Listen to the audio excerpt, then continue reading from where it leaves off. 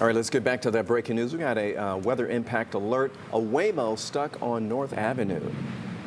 Angelina Salcido has been there on the scene. Angelina, what's going on there at this hour?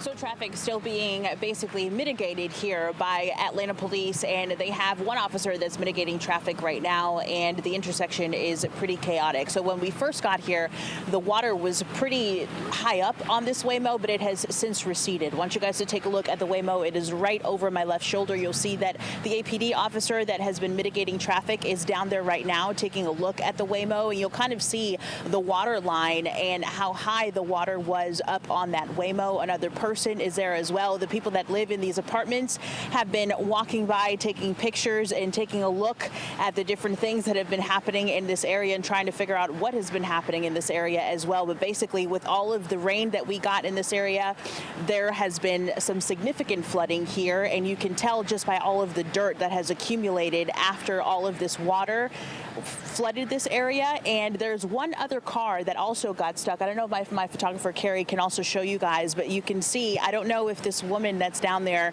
is actually the driver of this car. She's with Atlanta police right now, but she's by that car. That is the only other car that ended up getting stuck here at this intersection of North Avenue and Argonne Avenue Northeast. So this happened probably at around 5 p.m. when we started to get this rain. Atlanta Fire Rescue Department did actually end up responding to North Avenue, to this corridor, for reports of flooding, a downed tree, and vehicles that were standing in water. When they got here, they did confirm that 2 vehicles were in this affected area. One of them was the Waymo, and the other one was this car that was here. There were no occupants in the Waymo, so nobody was actually getting a ride at the time, which is a good thing, and no rescues were needed as well. So no injuries to report here, just the fact that these cars did end up getting stuck in this flooding. Firefighters, though, they did end up securing the area, taping off the access point, so then that way no other cars could pass through and no other people could get through as well. And they're basically making sure that they coordinate with Atlanta police for traffic control as the roadway closures remain in place at North Avenue